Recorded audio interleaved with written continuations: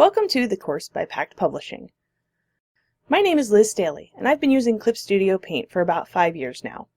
I started with the software back when it was called Manga Studio 4. Clip Studio is my absolute favorite software to draw with, and I recommend it to every digital artist I know. I have written 2 books about this software, both published by Pact Publishing. The first one is Mastering Manga Studio 5, and the second one is Manga Studio EX5 Cookbook. I've also hosted webinars with Smith Micro Software, and I have demonstrated Clip Studio Paint at many conventions over the years. I use Clip Studio in all my art, including my online comic, which can be found at www.adrastiscomic.com. Clip Studio Paint is a comic and illustration creation software.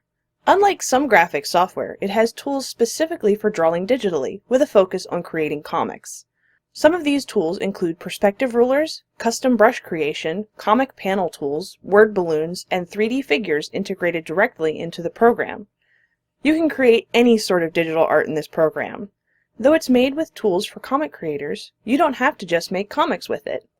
Digital painters, illustrators, character designers, and all other digital artists can take advantage of this powerful software. In this course, we will learn how to use some of the unique features of Clip Studio Paint EX. We'll start with making new pages, both from the preset templates to custom page sizes. We'll learn about managing multiple pages in one file to make books, discover how to create comic panels and work with text and speech balloons, and how to export our work for print and the web. The course contains 6 sections. In the first section, we will learn about creating new files. We will learn how to create new single and multiple page files, use the cover pages feature of Clip Studio Paint, and add story information, author name, and other folio information. In the second section, we will learn how to customize page sizes and templates. We'll create a custom page sized for standard American comic book. Then we'll learn how to apply a framing template to our interior pages and a cover template to the cover pages. In the third section, we will manipulate pages in a multi-page file by rearranging, deleting, combining, and splitting them. We'll also learn how to edit story information and page information in existing files. In the fourth section, we will learn several different ways to create and manipulate panels. We'll use rectangle and polyline frame tools, materials, and the frame border pen. Then we'll learn how to further refine our panels with the divide frame border and folder tools, and also learn how to edit existing panels. In the fifth section, we will add text to our pages. First, we'll learn how to add text in bulk by using the story editor. Then we'll add text to individual panels using the text tool. We'll also cover everything you need to know about adding word balloons so you can put words in your characters' mouths. In the last section, we will cover how to export your work. We'll save pages for both print and the web, and learn how to adjust the final image resolution, image quality, file size, and dimensions. We'll also learn how to use the bulk export feature so we can finish up multiple pages at one time. By the end of this course, you will be able to use the unique features of Clip Studio Paint EX to create your own digital comics and illustrations. From setting up a brand new page to publishing that page on the web or in a book, we'll go over all the tools that you need. All you have to have is a graphics tablet, a computer with Clip Studio Paint installed, and your unique drawing style. This course is aimed for advanced beginner to intermediate users. If you've never used a graphics software in your life, it may not give you quite enough information on its own to turn you into a digital art guru. But if you know what layers and pencil tools are, then this course will help you explore the features that will help you draw the way you do on paper, but with digital tools. Those switching from other graphics software, such as Adobe Photoshop, will find this course will help them get familiar with the workflow of Clip Studio Paint. If you're a digital artist who's new to Clip Studio Paint, or already a CSP user who just wants to learn more, this course will help you realize the full potential of this amazing program. Let's take this learning journey together and create some amazing comics and illustrations in Clip Studio Paint. Hi, and welcome to Section 1. In this section, we will learn how to create new single and multiple page files, use the cover pages feature of Clip Studio Paint, and add story information, author name, and other folio information. Now we move on to the first video of this section where we'll create a new file or page. We'll create this new file by using the preset templates that come with Clip Studio Paint. Creating a new single-page file is very simple, but it's the first step to making illustrations or comics in Clip Studio Paint. So let's get started.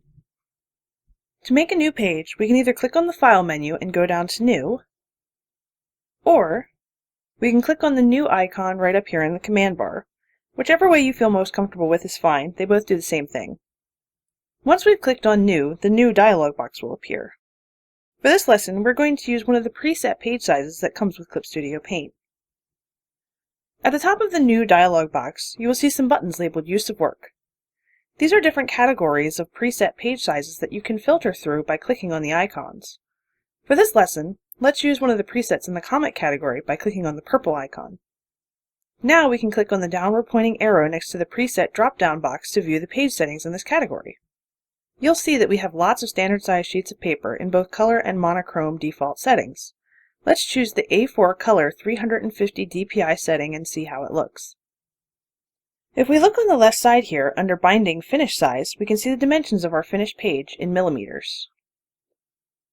We can also change the page from portrait to landscape orientation by clicking the arrows here on the left to switch the dimensions. Resolution is how many dots per inch of information the file has. The higher the number, the more resolution the file has, and the larger the file size will be. The higher the resolution, the better the finished image will print as well. For images that will be printed, use a resolution of at least 300 dpi. I always work in at least 300 dpi, even if I'm not intending on printing what I'm working on. This way, if I do decide to print it later, I've got the resolution to do so. Bleed width allows us to change the amount of bleed if needed. Bleed is used in printing, and it's the amount of extra paper outside of the finished dimensions that gets trimmed off by the printer or publisher. If you want to have images that go all the way to the edge of the page, such as a big impressive 2-page spread, you'll need to get familiar with bleed. We're going to leave this on the default of 5mm.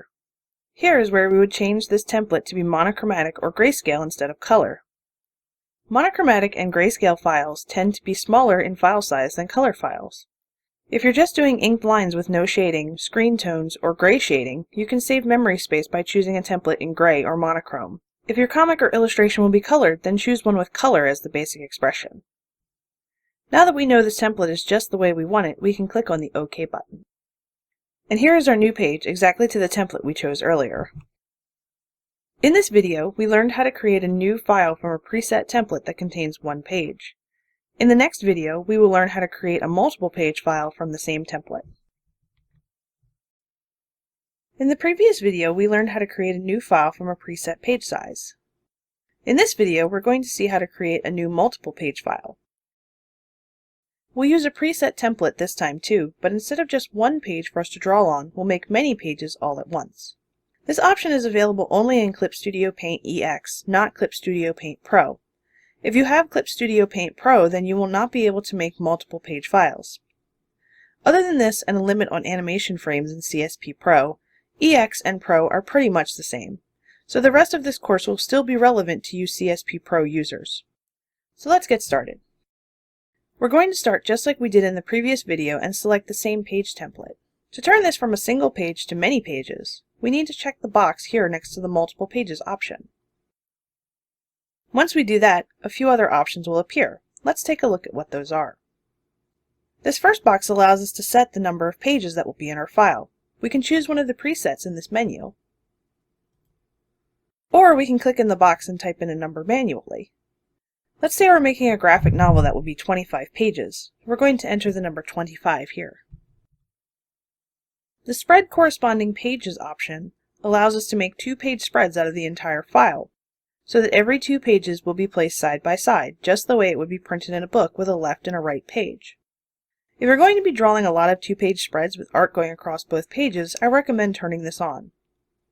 You can check it also if you just prefer working on 2 pages at once. Don't worry though, if you decide not to click it now, and later on you need to join 2 pages together, you can do that after the file is created. We'll cover that more in Section 3, Video 2, Rearranging and Deleting Pages. The binding point is what side of the book the binding will be on when it is printed. Books bound on the left tend to read left to right, while books bound on the right tend to read right to left. The start page is which side of the book the first page will be on. Most books bound on the left will have the start page on the right. Since we're making a bunch of pages all at once, Clip Studio needs to know what to call the master file that it will create to control all of those pages. Let's click in this box here and add a file name. We'll use Guide01 for this example. We also need to tell Clip Studio where to save these files. This currently shows the last folder used. By pressing the Refer button, we can go to a different folder and select it. I'm going to save mine in the folder I created for this lesson. Simply navigate to the folder of your choice and click OK.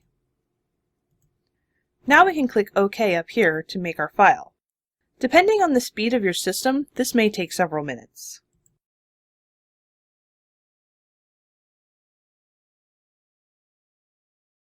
And here is our multiple page file all ready to be drawn on. To open a page, double-click on it here in this Page Manager. In this video, we learned how to create a file with multiple pages inside of it. In the next video, we'll make a multiple page file and use the Cover Pages option so that we can draw incredible front and back cover art for our comic. Hi, and welcome back. In the previous video, we learned how to create a multiple page file. In this video, we are going to learn how to use the Cover Pages feature. This feature allows us to create a multiple page file with pages already dedicated to our front and back cover art. This feature is great if you're designing an entire book, such as the single issue comics that come out monthly, or a graphic novel that will be published together. I use this feature for the comic I published to my website to create not only cover art for individual chapters, but also bonus art for when comic chapters are published in a book collection. First, we'll start by following the steps for making a multiple page file. But before we click OK, we'll add our cover pages. The Cover Pages feature is only used when making a multiple page file. To start using the Cover Page feature, click the checkbox next to Cover Page to turn on the options. Here you'll see we can set the resolution for our cover page if we want it to be different than the rest of our file. We can also choose a different basic expression. So say that our comic was going to be in black and white or monochrome, but we wanted a color cover. We can change this. We can also set a background paper color. We can click on this and say that we wanted our background color to be blue.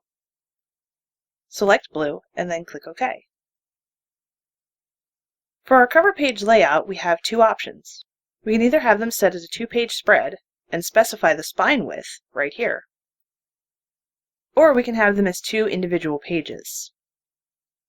Choose the option that works best for you. If we check up here, we can also use a cover template. We'll cover cover templates in Section 2, Video 3. Now we can click OK.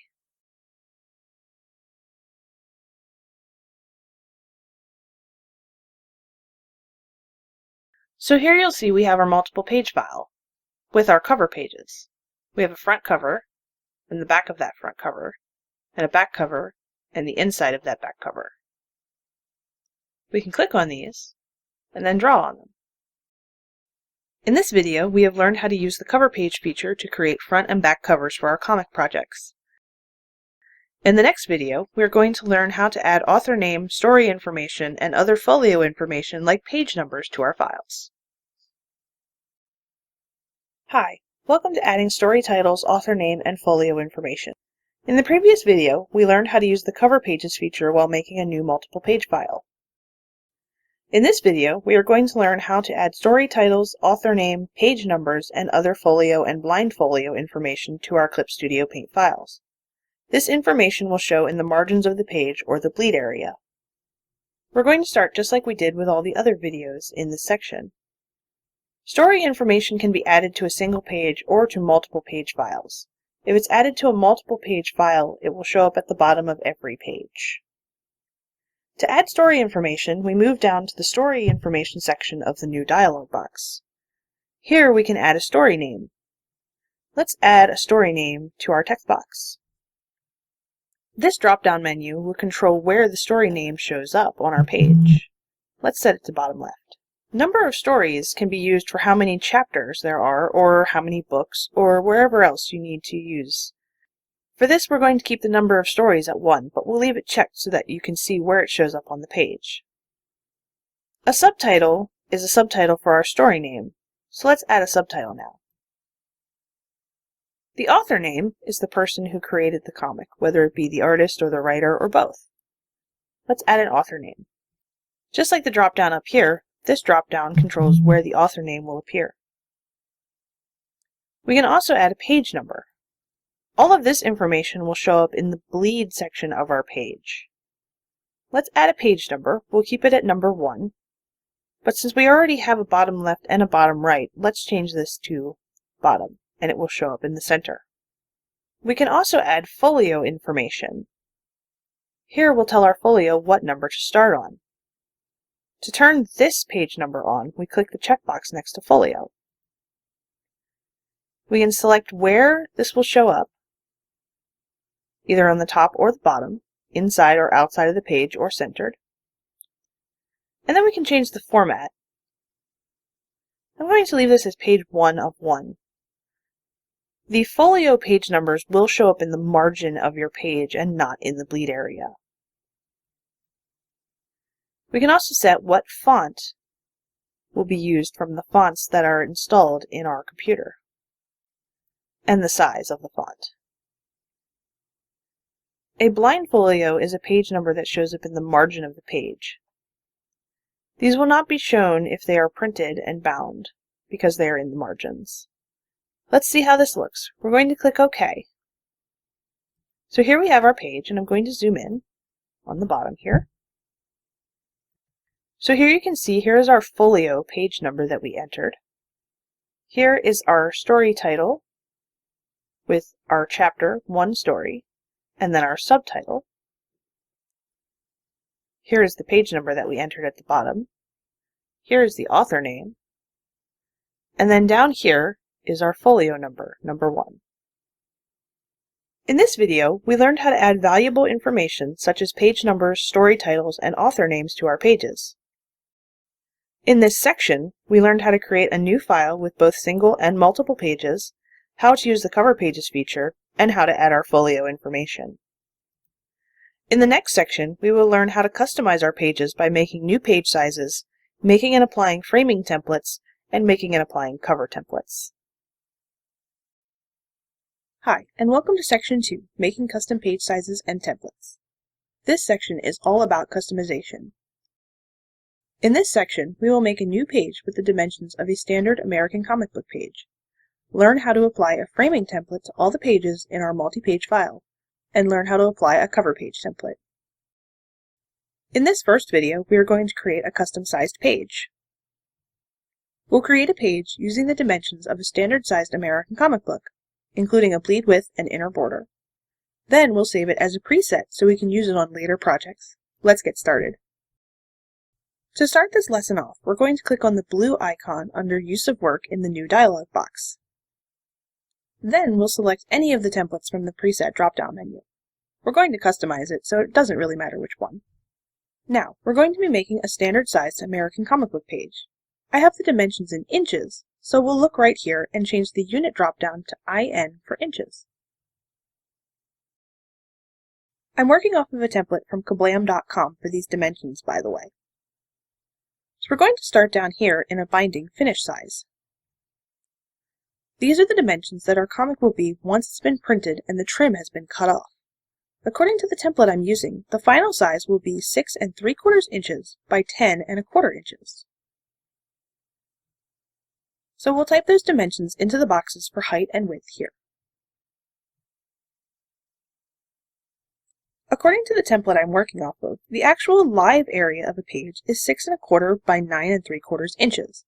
We'll set this here in the default border inner size. This is the safe area of the page, and no important information such as text, sound effects, or captions that are not intended to be trimmed off should go beyond this area.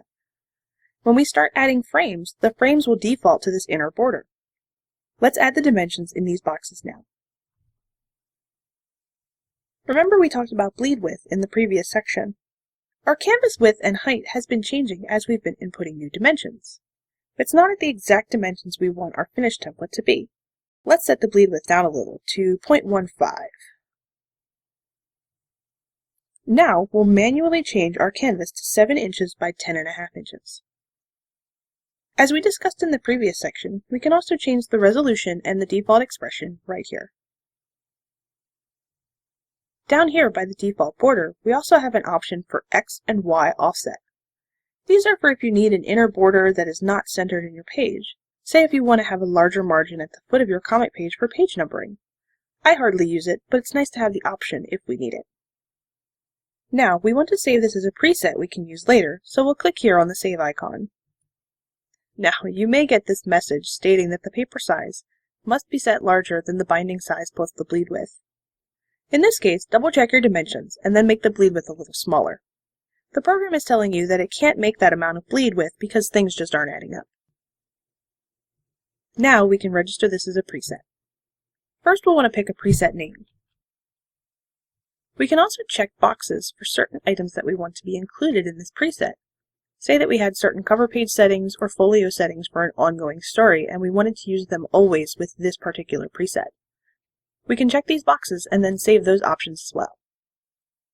So now we'll click OK. And you can see here that our preset is now named in our drop-down box. If we look here in the preset drop-down, we can see our page, ready for use in future projects. You can see I have a few saved sizes myself for various things. In this video, we learned how to create a custom page size preset. In the next video, we will learn how to apply a framing template to a multiple page file. Hi, and welcome to Applying a Framing Template. In the previous video, we learned how to create custom page sizes.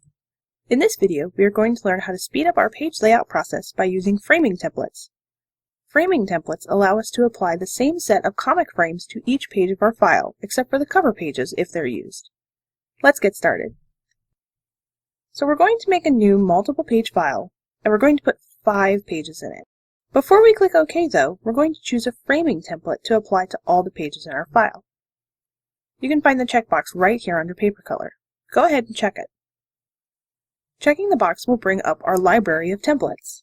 These templates are all included in the materials library that comes with Clip Studio Paint.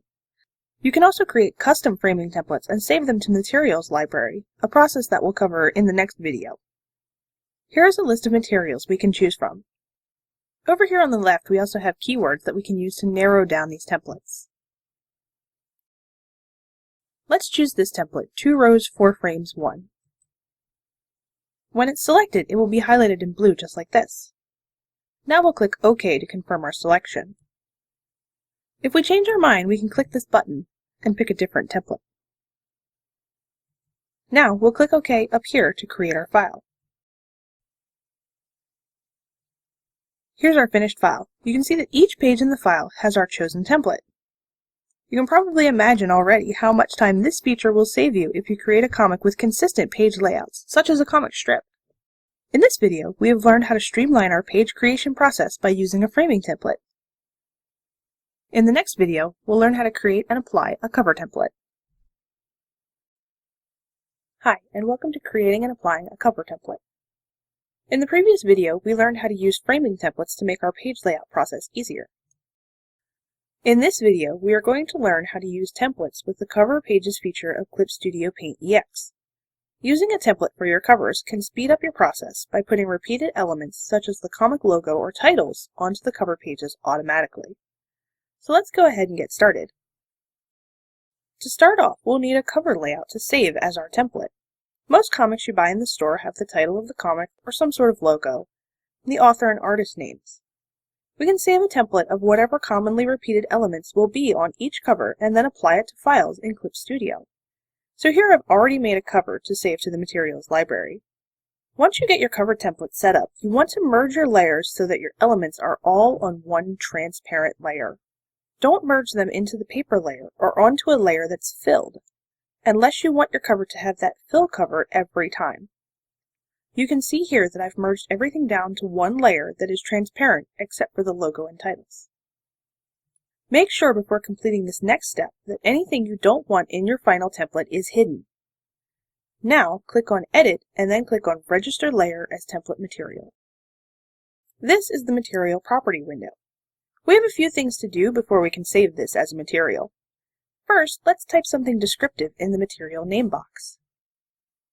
The material image box shows a preview of the material that we're saving. We can see since this gray is all the way through that we're saving a transparent version of this cover template. This will allow us to add cover art or other elements behind the logo and title easily. If we check the box next to Specify Overlay, we can control where in the layer stack this material gets pasted when we use it. Since this is a cover template, I'm going to leave it on the top level so that it will be over the artwork. Under Location to save material, we're going to click the arrow next to the All Materials category, and then navigate to Manga Material. Select the Framing Template folder.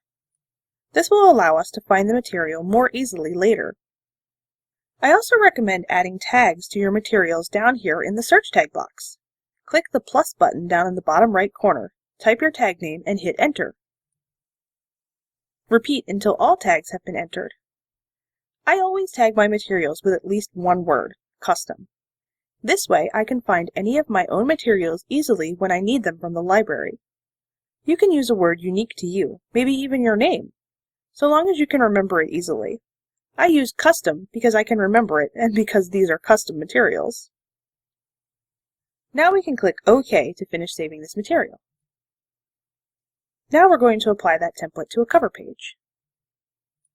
Just as we did in the first section, we're going to create a new multiple page file. Now we'll check the box for the cover page feature. Then we'll check the box here next to template. Sometimes your previously used template will be showing. To pick a different template, simply click on this button. So here's the material library. We'll find our template and click on it to highlight it, then we'll click OK. If we want to search for our templates with our tags, all we have to do is type in this box here. So here we've found our LGB cover template. We've highlighted it, and then we're going to click OK. Now we can go ahead and make our file.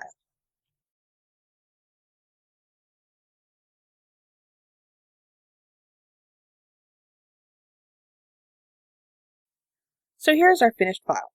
You can see that our cover page has the template already added to it, and we can get right to drawing our artwork. One downside of this feature is that it will put the cover template on both the front and the back cover. But all you have to do is come in here and either hide the layer or you can delete it.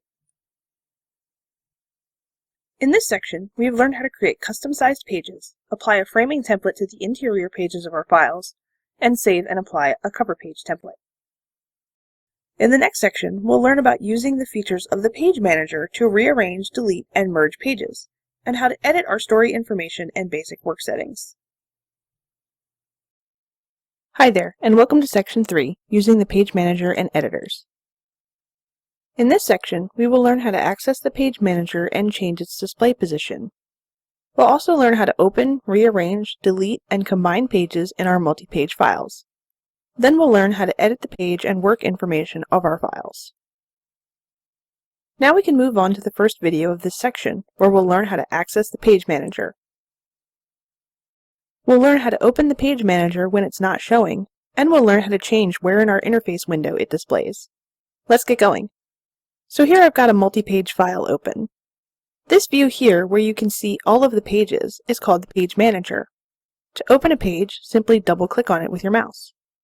So now that we have this page open, you can see here at the top that we have a tab with our file name in it. If we click it, we'll go back to the Page Manager view. But what if we're working on a page in our comic and we accidentally close our Page Manager? Well, no worries, we can get it back easily.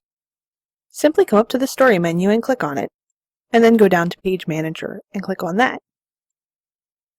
Our Page Manager is now open again. What if we don't want the Page Manager to be open in a tab? That's okay, because Clip Studio gives you choices so you can work however is easiest for you. Let's go to Story, and then go down to Page Manager Layout. Let's say we want our Page Manager to be visible on the right side of our screen, so we'll always have it there while we're working. So we'll click on Right among the options. Now we have to close the Page Manager tab, and then go to Story, Page Manager, to open the Page Manager again. Our Page Manager is now here on the right-hand side of our screen. In this video, we learned the very simple process of how to access the Page Manager and change its position on the screen. In the next video, we're going to learn how to work with pages in the Page Manager, including rearranging, deleting, and combining and splitting pages. See you there! Hi, and welcome back. In the previous video, we learned how to access the page manager and change its position on our screen. In this video, we are going to learn how to work with pages in the page manager. This includes rearranging pages, deleting them, combining pages into a two-page spread, and then breaking two-page spreads back apart again. We've got some ground to cover, so let's get going. Alright, so you can see here that I've got our multi-page file open again.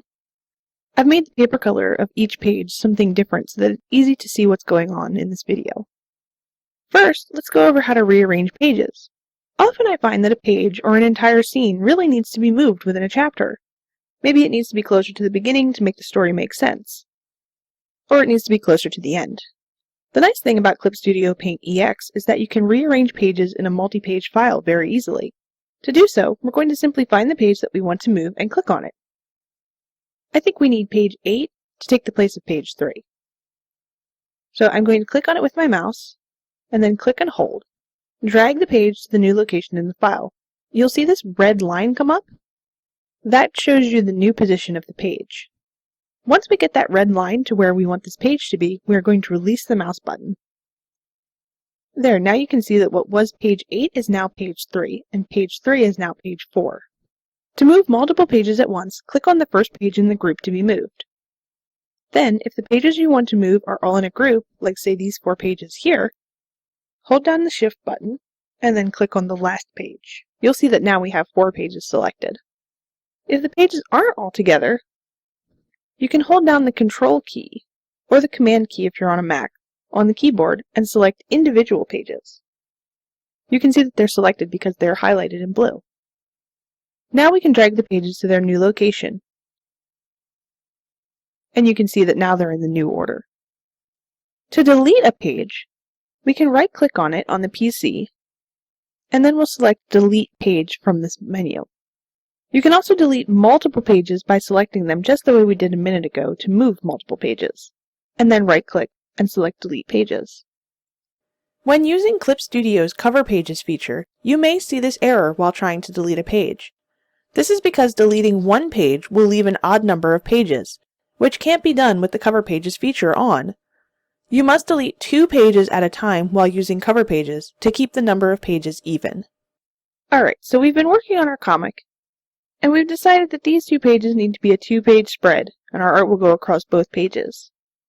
But we didn't set these up as a 2-page spread when we created the file.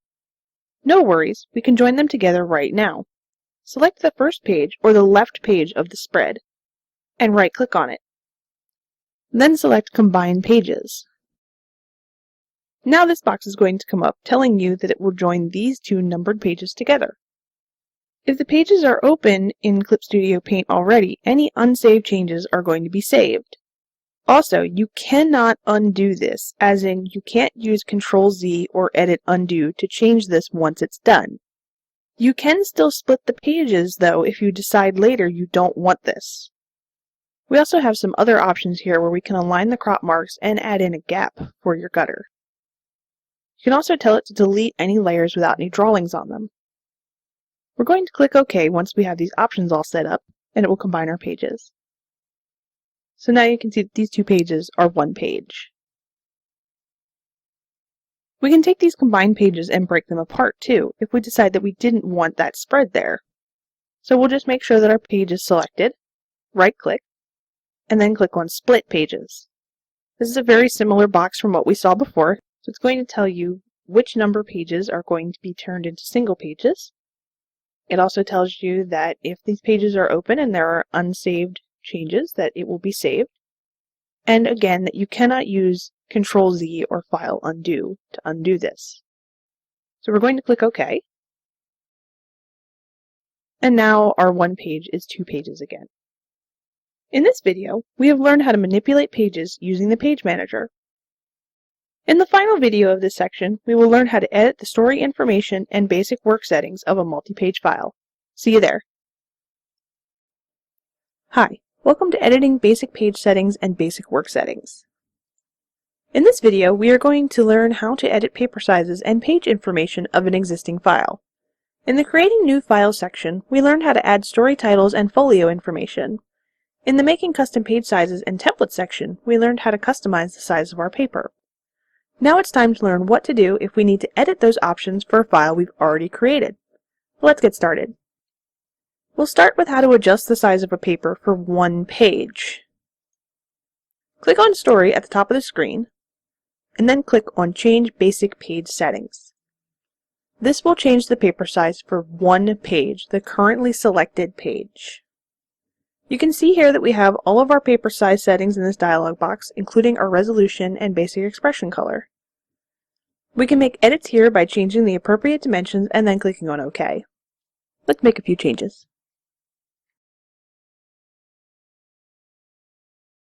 Once we've finished making our changes, we'll click on OK.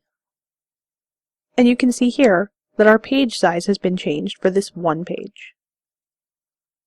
What if we want to change the page size for all the pages and update our story information at the same time? We can do that by using a different dialog box. Click on Story and then click on Change Basic Work Settings. This will update our paper sizes for every page in the file. Let's make a couple of changes to our paper size. And let's say that I wanted to go by my full name instead of my nickname as the author on this. I'll make whatever changes that I need, and then I can click on OK. Clip Studio will need to update the entire file, so depending on the speed of your computer and the size of your file, you may have to wait several minutes. But as you can see, it didn't take very long. And now if we zoom in, you can see that I am listed as Elizabeth Staley instead of Liz here in the corner. In this section, we have learned how to access the Page Manager and how to edit our existing pages. We've rearranged, deleted, and combined pages, and we've learned how to change the page size and story information. In the next section, we're going to talk about creating panels. This is going to include creating custom layouts and using panel templates. We'll see you there. Hi, and welcome to the Creating Panels section. In this section, we are going to learn all about making panels, of course. This is essential for comic artists, since most comics have panels. There's lots of ways to create panels in Clip Studio Paint EX. We'll start off by using materials templates to add panels quickly and easily. Then we'll learn about the different tools we can use to create custom panels, the rectangle and polyline frame tool, and the frame border pen. We'll further refine our panel layouts by using the divide frame folder and divide frame border tools. Then we'll resize and edit existing panels to create our final page layout. First up, let's create some quick panels by using materials. In this video, we're going to add our panels to an existing page quickly by using materials. So let's get going. So this blank page needs some panels before we can start drawing a comic on it. The fastest way to add panels is by using materials. You may remember that we used materials back in the Making Custom Page Sizes and Templates section, when we applied a framing template to all the interior pages of a multi-page file. We can also use materials on a page-by-page basis. First, we'll need to open the Materials library. In the default layout of Clip Studio Paint, it can be found here. You can hide or show the Materials library by clicking on the arrows here. If you can't find the materials at all on your screen, you can open the library by going to Window, Material, and then Manga Material. Now, if you open the Materials library with the little arrows, then you can navigate the folders to get to the framing templates. Click on the arrow here next to the Manga Materials section. Then click on Framing Templates. This should look familiar as it's the same library from when we added a template to the entire multi-page file earlier. Now we can scroll through the options or click on the tags down here to narrow our search. Say we know we need 5 panels. Well, we can click on the 5 frames tag to see only the templates with this tag. Let's select one of these to add to our page. Click on it and it will be highlighted in blue when it's selected. Then we'll click on the icon down here at the bottom that looks like a little clipboard to paste the selected material to the page. Now we have a page of comic panels that are ready to draw in. In this video, we created comic panels quickly by using the framing template materials. In the next video, we're going to make our own comic panels without the aid of a template material by using the frame tools. We'll see you there. Hi, and welcome to using the rectangle and polyline frame tools. In the previous video, we learned how to quickly add panels to a page by using materials templates. In this video, we are going to make our own panel layouts on a page by using the rectangle and the polyline frame tools. We'll create a custom page layout in just a few clicks using these powerful tools. Let's go ahead and get going. For this video, we're going to start with an open blank page. When you make comic pages, you want to make sure that you have a template with an inner border selected. The inner border tells you how large you can make your panels without getting art cut off, if you're printing. I recommend always approaching your comic making as though you are going to print them in a book, by the way. You never know when you might decide that you want to publish, and if you have to go back and redraw things because of poor planning, it will be a huge headache. And trust me, I know. To get to the panel tools, we first have to click on the figure tool here in the toolbox. The panel tools are sub-tools under the figure tool. If we look up here in the sub-tool palette, we'll see that there are buttons with categories of sub-tools. Let's click on the Frame Border button. Now that we've clicked the Frame Border button, we can see the tools under this sub-tool category. Let's use the Rectangle Frame tool first. Click on it to select it. Now we go over to our page and simply click and drag to create a frame. Here in the Tool Property panel, you can see that we have some options to adjust. This first one, Draw Border, if we uncheck it, we can make a panel that doesn't have a black line around it, as you can see just there. The first one I made had a black border around it, and the second one does not. The How to Add dropdown changes how the new panel is added to the file. You can see that right now I have it set on Create a New Folder. I've added 2 panels to this page, and I have 2 panel folders. But now if I change this to Add to Selected Folder and add a 3rd panel, this added to frame 1 because it was selected. The Roster Layer checkbox automatically adds a layer into the new panel. So you can see that if we uncheck Roster Layer,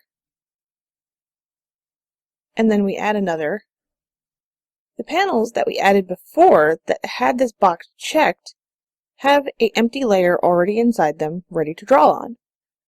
The one where we uncheck the box does not have this. We've also been making all of these with Fill Inside the Frame checked. This means that we are getting a frame background layer that is filled with white. So you can see here, I'm going to take this and I'm going to draw a panel over top of 2 panels. I'm going to take and draw a panel over top of 2 panels. So now you can see that you can't see through this panel to see the black border of the panel behind it. You can see this green line, but this green line would not export. We can also set the aspect. Let's say that we wanted a perfectly square panel. So we could set this so that it's a 1-to-1 ratio. And then no matter how I drag this out, it is always going to be perfectly square. And of course, if you set them at different ratios, it will be rectangles. Brush size adjusts how thick or thin your border is on your panel. Let's say we set this for 4 when we've had it at 20 and draw another box. You can see how much thinner this border is. The anti-aliasing option works just like anti-aliasing on other brush tools. So if we zoom in here, you can see that this line is kind of fuzzy around the edges. If we wanted a nice, sharp, crisp line, we can turn the anti-aliasing to none, and now we have a very sharp and crisp line. There are additional options that you can use when you're making panels. To get to additional options for any tool, simply click on the wrenches down here, and it says Show Subtool Detail Palette. When you click on it, this palette will pop up. You can go through the different options here. This tool includes different figure shapes, so you can make circular or polygon panels as well.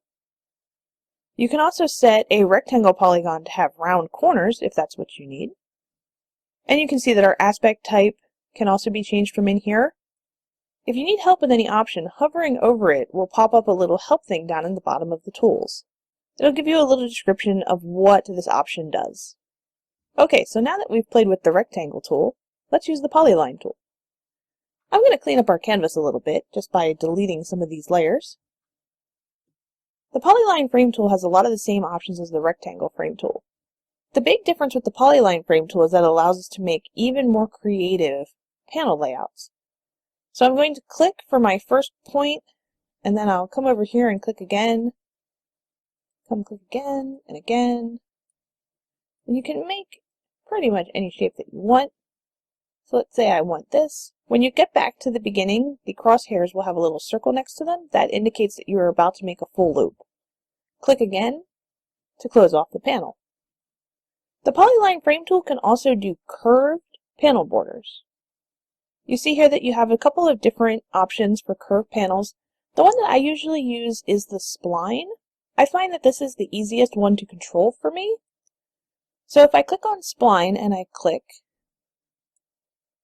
again and I click again, you can see that as I'm clicking and pulling the mouse, I'm getting a curve between those points. And then again, I close it off and we have our finished panel. It's a very funky shape. The different Beziers work different ways. It really depends on which one that you like personally. Like I said, I like spline, but you might like quadratic Bezier or cubic. Give them a try. They both work a little bit differently. Like say this one, you can see that you place a point and then you bend from that point. And then you bend from another point. So it offsets the points a little bit. And I find this one to be just a little bit harder to control. That's why I like splines. And again, there are many different options for this tool. You can click on the wrenches and take a look through. And with these tools, you can make any sort of shape of panel that you might need. In this video, we've learned how to make panels using two of the tools in Clip Studio Paint, the rectangle and polyline frame tools. In the next video, we're going to make frames by using the frame border pen. We'll see you then. Hi, and welcome to Using the Frame Border Pen. In the previous video, we used two of Clip Studio Paint's frame creation tools, the rectangle frame tool and the polyline frame tool. In this video, we are going to learn another way to create panels, this time by drawing them freehand with the frame border pen. Let's go ahead and take a look. So just like in the previous video, we'll find the frame border pen as a subtool under Figure and then Frame Border. Click on the frame border pen to select it as the active tool. The border pen is a pretty neat tool because you can just draw your panels in freehand, whatever shape you'd like. So simply use your tablet stylus on the page and draw out whatever shape you'd like, making sure to connect it back to the beginning. And just like that, you have a nice freehand panel. This is a good look for certain types of comics, especially ones where the artwork is maybe a little grittier and everything isn't straight and perfect lines. For instance, you could make a rectangle panel, and it's not going to be perfect. Just like the previous panel tools, the border pen has options that can be changed in the Tool Property window. For more information on these, see the previous video. In this video, we learned how to make panels with the frame border pen. In the next video, we're going to further refine existing panels by using the Divide Frame Folder and Divide Frame Border tools. See you soon! Hi, and welcome to editing panels using the Divide Frame Border and Divide Frame Folder tools.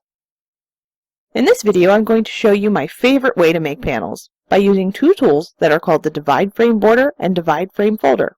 You can use these tools to refine panels made with the other panel creation layouts or to lay out an entire page. Let's get started. Here I have the page template that we made back in making custom page sizes.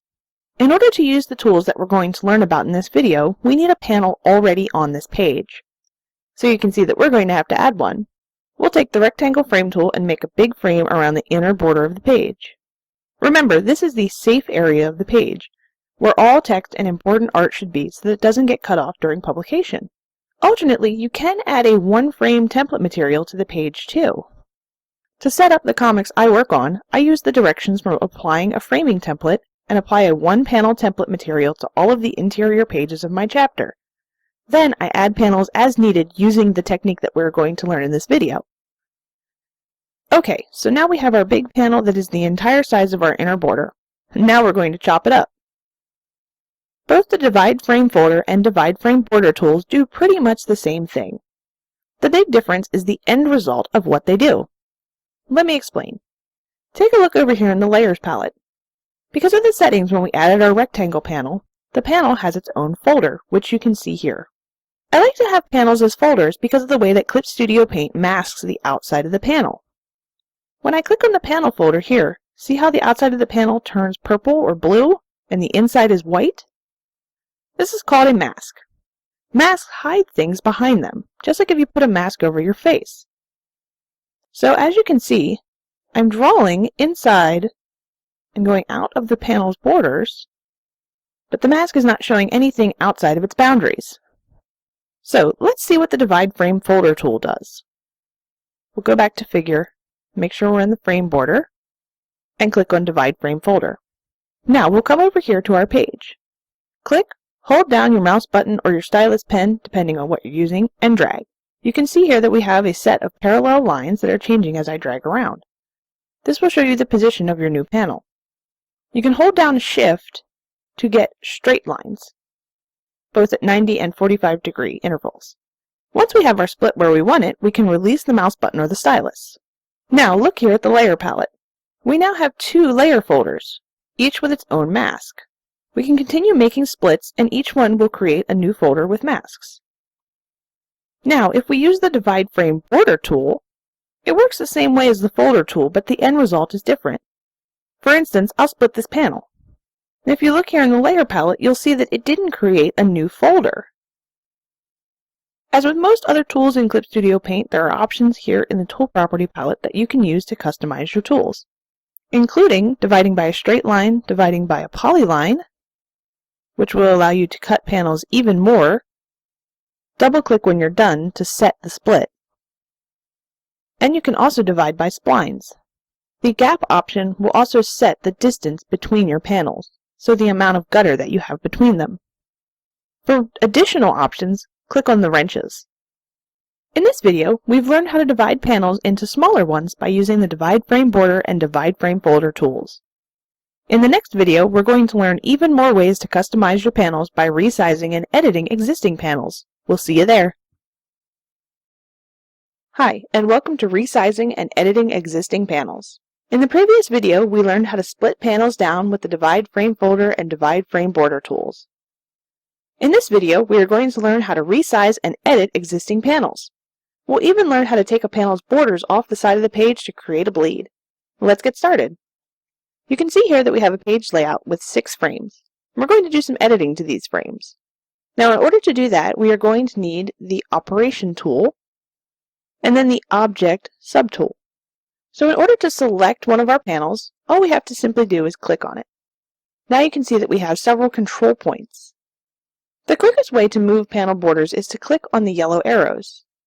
This will take them to the confines of the page. Let's say that we had art for this panel that we wanted to bleed off the edge of the page. Well, we could click on these yellow arrows, and now you will see that the border goes off the side of the page, so you can draw all the way to the edge. Now let's edit this one. Let's say that we're not happy with the rectangular shape of this panel. We wanted something with a little bit more character. We can click on the control point here in the corner, and then we can move the control point. Now you can see we have something a little bit more dynamic. Let's move this corner as well. Now, as you can see, as I am moving this, it's changing the panels below it. That's because of an option that's checked over here with Work with Another Frame Border. If we uncheck this checkbox and then move this corner again, you can see that now we are working independently of the other frames. You can also turn on Snap to Another Frame Border, and it will automatically snap.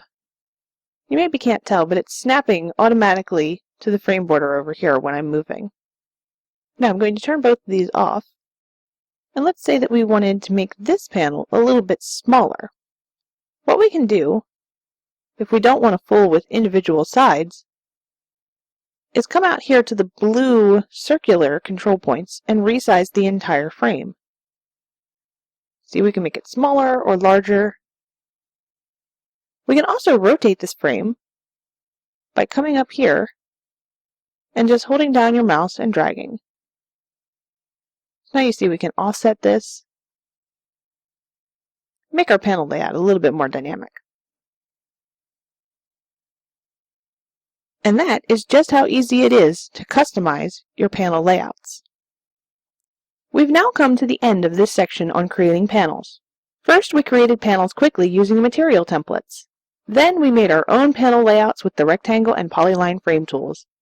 We drew panels freehand with the frame border pen. Then we split panels and panel folders to refine our page layout. Finally, we resized and edited existing panels to make even more dynamic page layouts. In the next section, we're going to learn how to manage text and how to create word balloons. We'll see you there.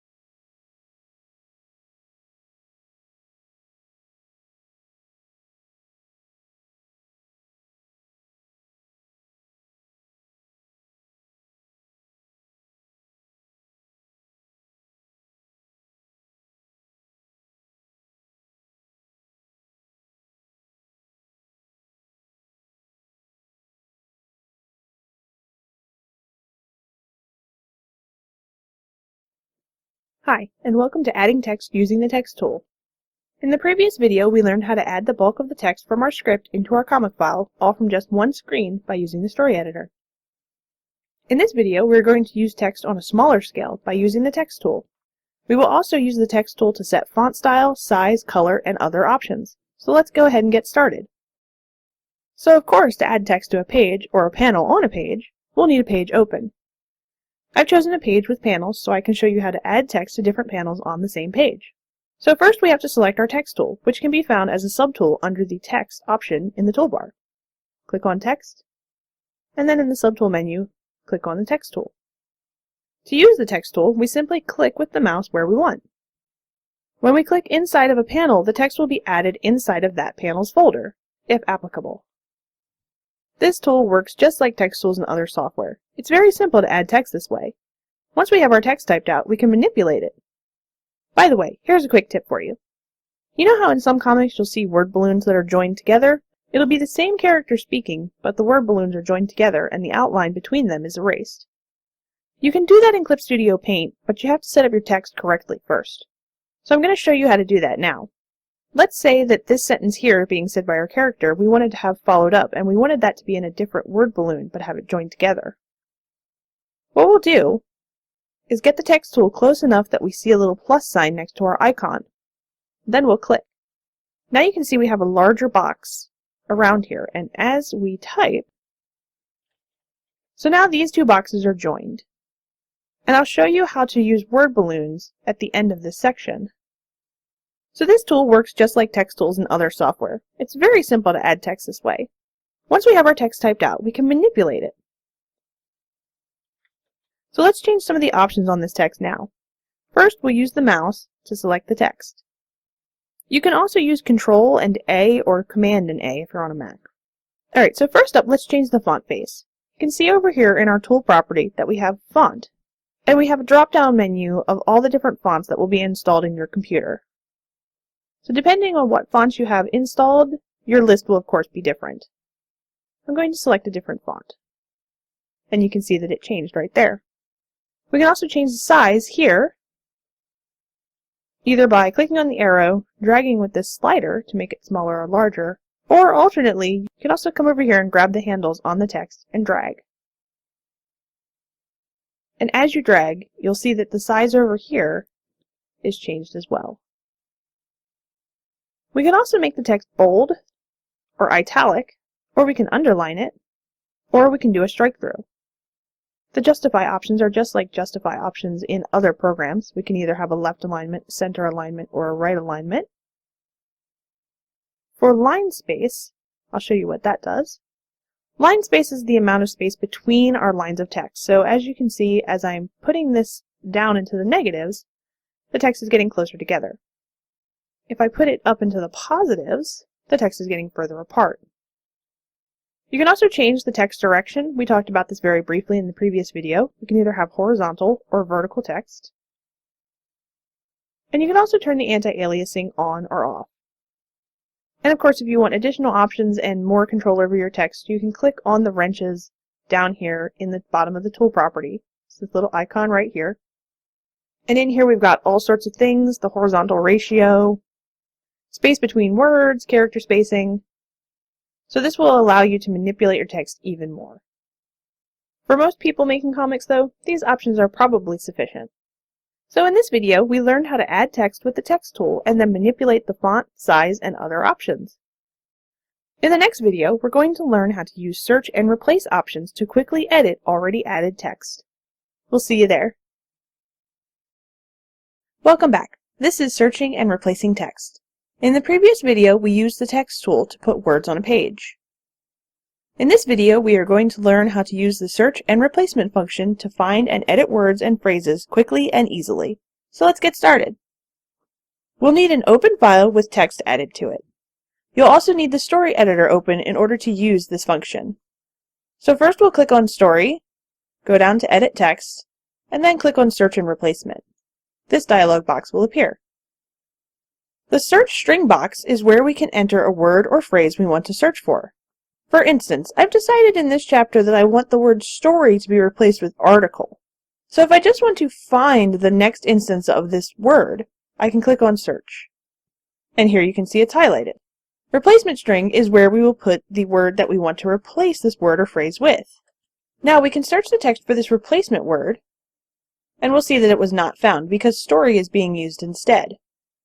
When we click on the All Replacement button, we will replace every instance of the word story with the word article. And you can see down here, this used to be story and now it's been changed to article. The Do Not Differentiate Case checkbox allows us to turn the case sensitivity of this function on and off. Checking this box means that the program won't pay attention to whether or not the upper and lower case letters of the words match. It will simply replace them. The search direction option is especially handy if you're in the middle of editing text for a particularly large multiple-page file. This changes what direction from the current position in the text that the search operates in.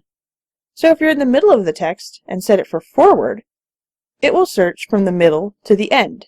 If you set it for backwards, it will search from the middle back to the beginning of the file. Once you're all done, just click on Close to shut the dialog box and get back to work. In this video, we have learned about the search and replacement function of Clip Studio Paint and how it can be used to quickly edit your text. In the next video, we're going to start using word balloons. We'll make some by using the word balloon tools in the upcoming lesson. See you there! Hi! In the previous video, we learned how to search and replace text for quick and easy editing. In this video, we are going to learn how to start putting words in our comic characters' mouths by making word balloons. We'll draw them out with the word balloon tools and then add tails. Let's get going.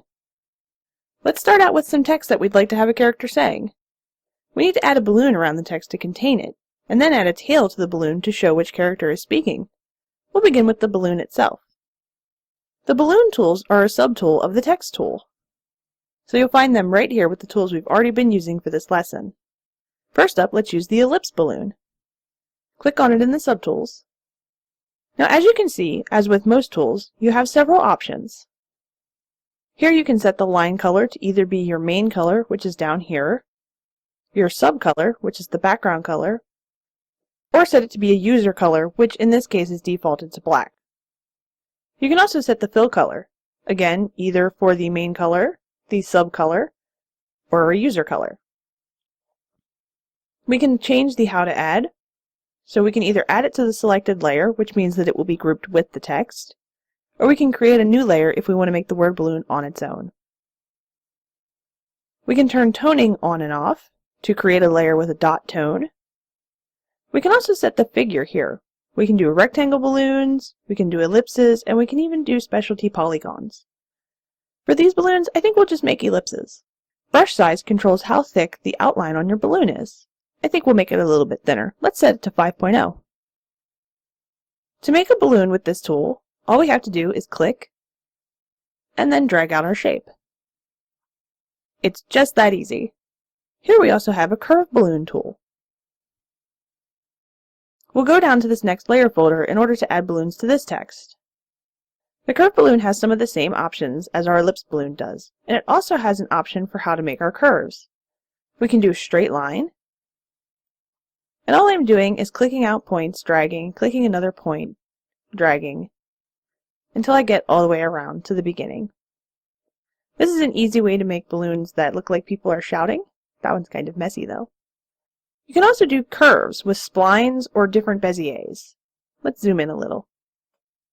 So with splines, we click, drag out a point, drag out another point, and all we're doing is clicking and dragging, and Clip Studio is automatically making a curve between those points depending on where we position them. Go all the way around to the beginning again.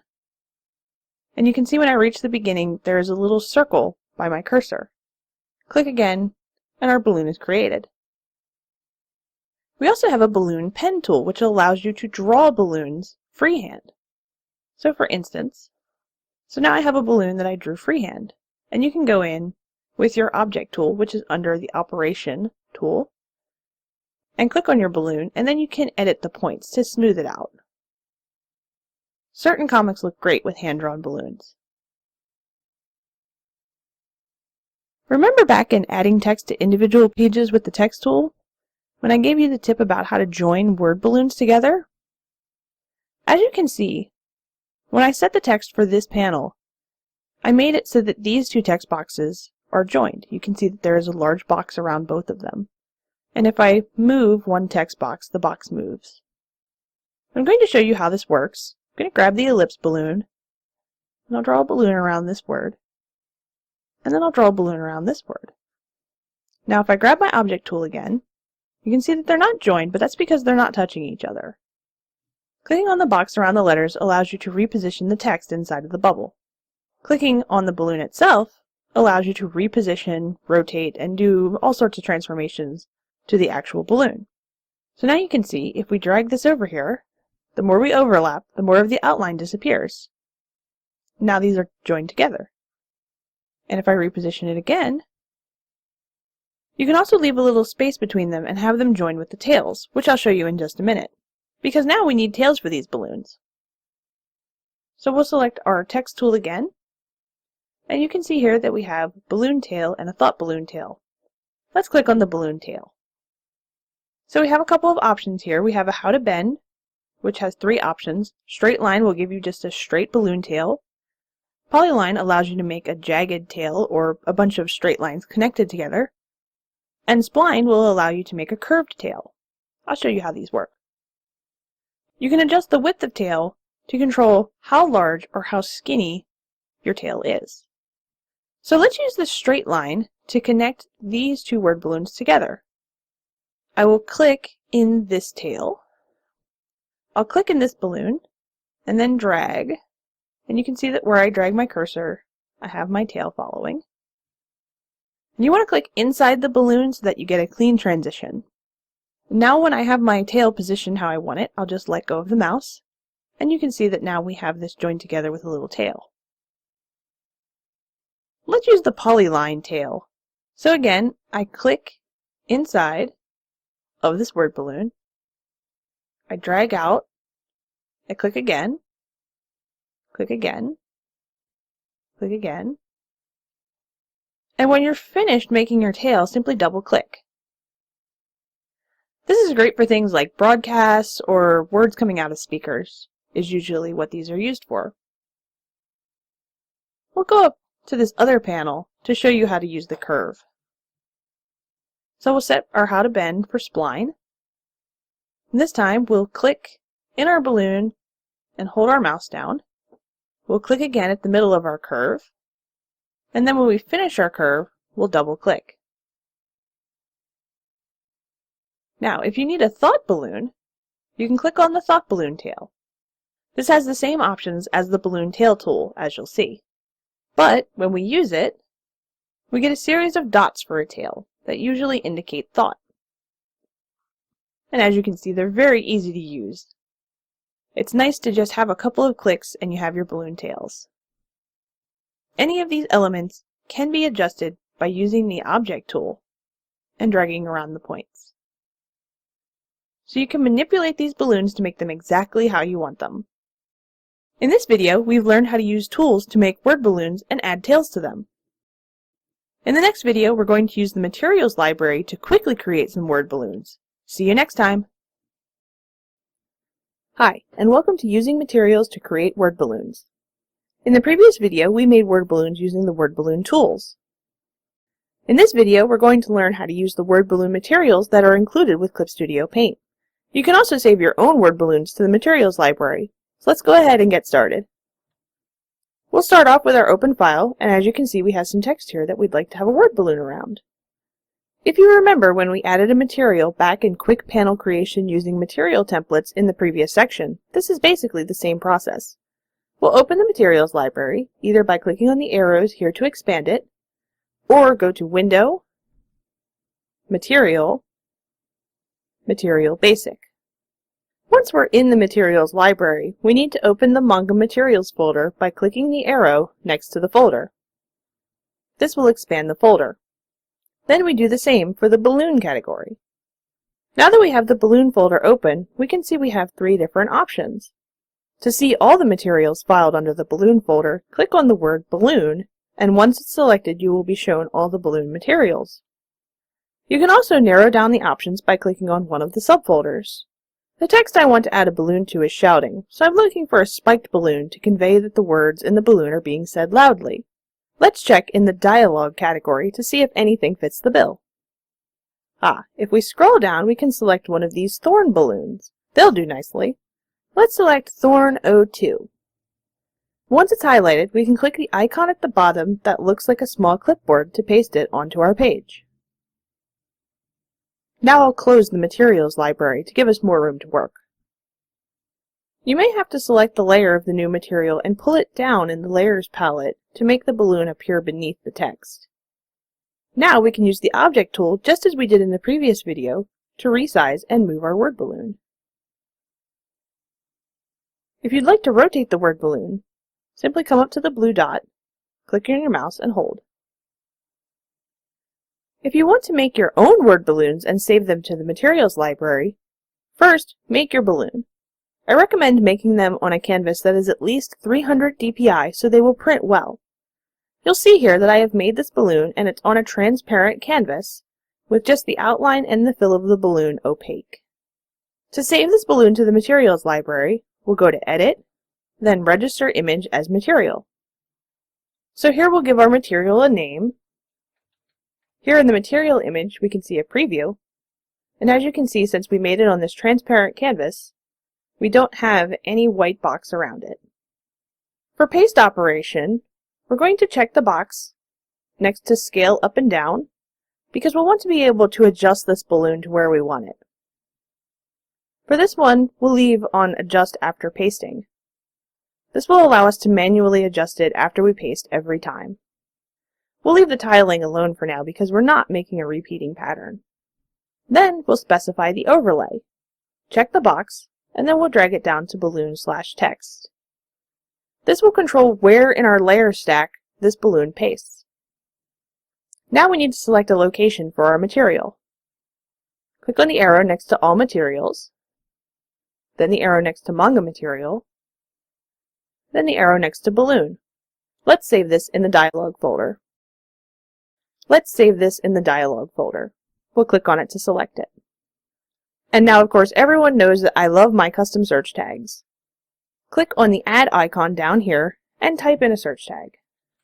As I always say, I always use one word in particular that I can remember easily to search for all of my materials that I've added to my library. This word happens to be custom, but it can be whatever you'd like.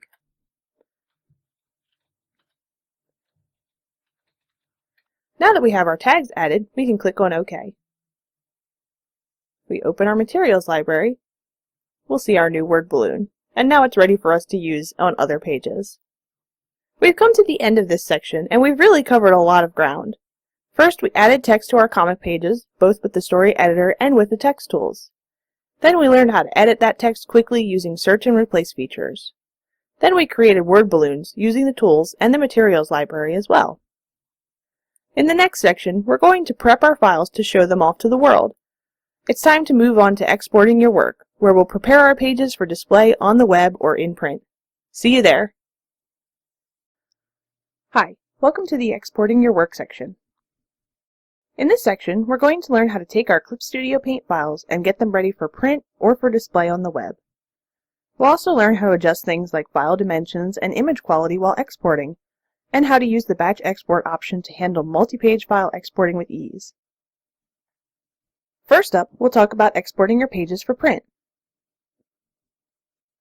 In this video, we'll export high-quality, print-ready files. Let's move forward.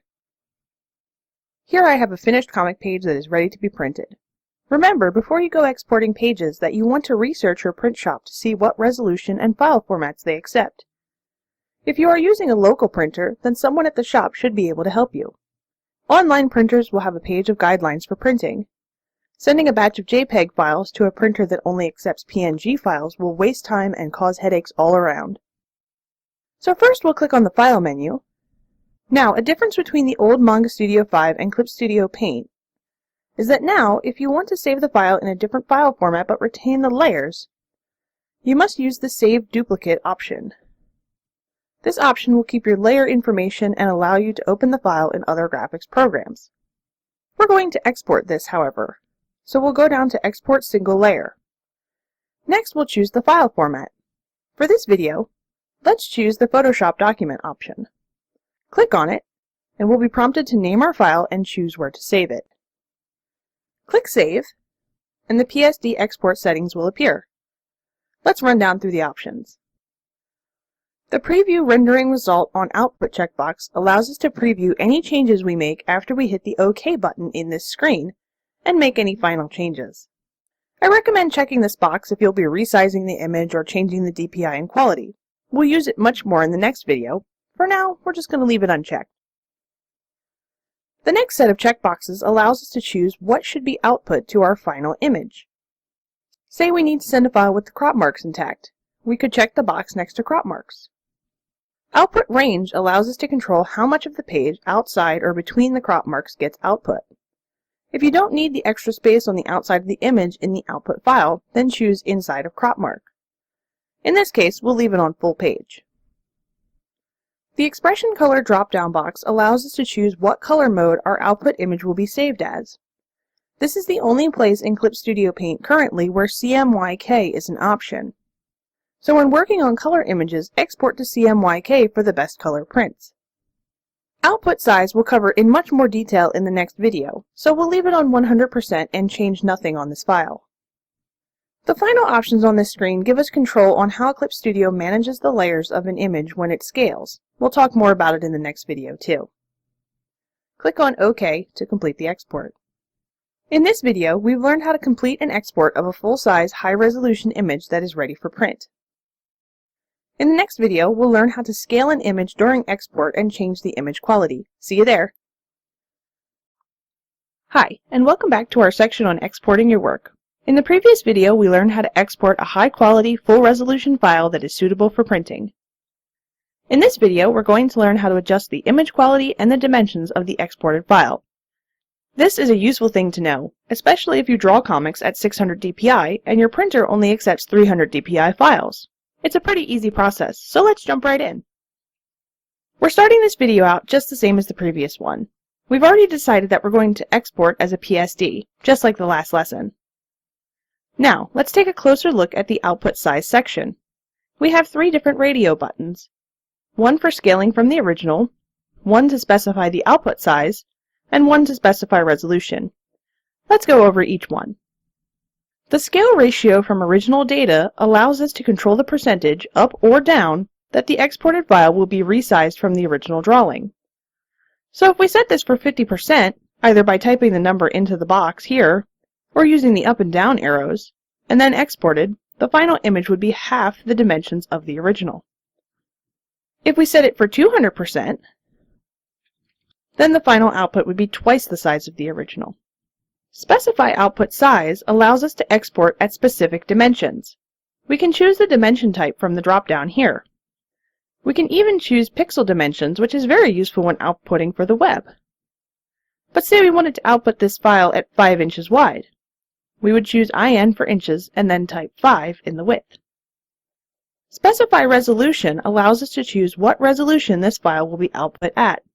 For instance, as I said in the intro, if we had a 600 dpi file, but the printer only accepts 300 dpi files, we could set this for 300 and then export. Now, let's talk about the process when scaling options. This is especially useful if you use screen tones in your art. You'll see we have 2 options, one for illustration and one for comics. Most of the time the illustration option is probably fine, but if you use screen tones or halftone dots to finish your work, then you'll want to use the for comic option. This resizes differently and tries to control the moire pattern that occurs when tones are incorrectly scaled down, making the screen tone areas have patterns that are not desired. The Rasterize drop-down menu allows us to control how Clip Studio Paint rasterizes the images. For a faster render, choose the Fast option. For more quality, use the Prefer Quality. Click on OK when you're finished. If you've left the Preview Rendering Result on Output box checked, you will get a preview of your output file to review. To change the image quality and compression, we'll need to choose a lossy image format, such as JPEG.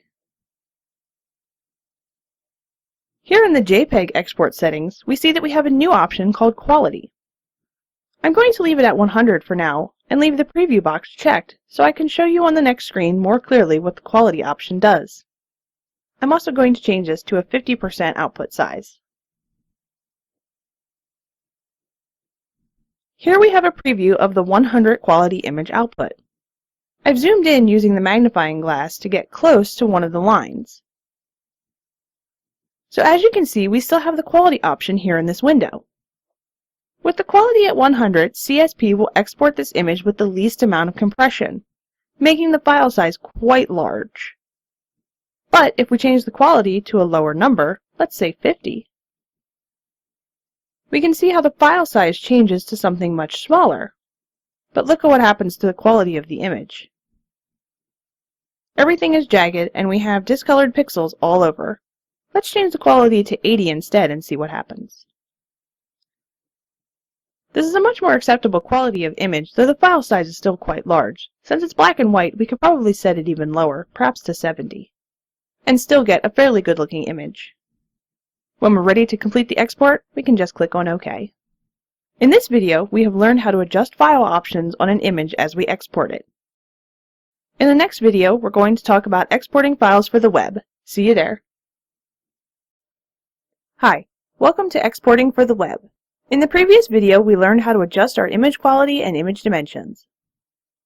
In this video, we'll use those techniques and export an image to display on the internet. Let's go ahead. So you can see here we have our open comic page. One thing we're going to do a little differently on this export is that we're going to change the DPI before we start exporting. This is how I personally like to export my images for display on the internet. Click on Edit, and then change Image Resolution. Now we're going to change this resolution to something much lower. Web resolution is 72 dpi, but I'm going to set this at 144 dpi so that the dimensions aren't quite so small on our finished image. Now we're going to click OK. Now that our image resolution is changed, we'll click on File, Export Single Layer. We want to use a web-friendly file format, so be sure to use JPEG, BMP, PNG, or TIFF formats. BMP, PNG, and TIFF are lossless formats. To make your file sizes reasonable for fast loading times on the web, choose the JPEG option. This will allow us to compress the finished image and make it load faster on slower connections. So first we'll name our file to save, then we'll click on Save to bring up the export options. Ensure that the Preview Rendering Result on Output checkbox is checked so we can adjust the compression in the next screen. Since this is a grayscale image, I think I can get away with setting the quality fairly low. Let's try 70 to start with. Since we're going to preview the result on the next screen, we can always adjust it up or down as needed. Now we'll go to Specify Output Size and enter in the dimensions we want. First, let's change this to pixels. Now, the numbers that you enter here will change depending on the dimensions of the site you're uploading to. For instance, my comics website gets images that are 800 pixels wide. You may want to use a smaller or larger set of dimensions depending on where you're uploading. We'll leave the process when scaling on illustration since this page doesn't have any screen tones on it. Now we'll click on OK. So we can preview the result. Let's zoom in and take a look at the quality. If we look down here, the file size is fairly reasonable with the quality set at 70. Let's give it a try at 60 just to see. I feel like that's starting to get too gray. Perhaps if we set it to 65. The smaller arrows in the middle will allow you to adjust by 1, where the larger arrows on the outside allow you to adjust by 10. I think that 65 is going to be a good quality. This of course may change depending on your image. Now we can click on OK again, and we're done. In this video, we have exported an image for display on the internet. In the next video, we're going to use the batch export feature to export multiple pages at once. We'll see you there. Hi, welcome to Using Batch Export. In the previous video, we learned how to export images with settings that are web-friendly. In this video, we are going to learn how to export multiple pages at one time using the batch export. This is a Clip Studio Paint EX feature only, just as the multiple page files are. So if you have Clip Studio Paint Pro and are following along, this lesson will not apply to you. So here we have our multi-page file, and we want to export all of these pages at once. We'll start by clicking File, Export Multiple Pages, and then Batch Export. Here are the Batch Export options. This box here tells us which folder our exported images will be saved in. To change this folder, click on the Refer button, and then find the folder that you would like to save this into. Click OK when you've selected your folder. File format allows us to change what file extension our exported files will be saved at. For this lesson, I'm going to use the PSD extension.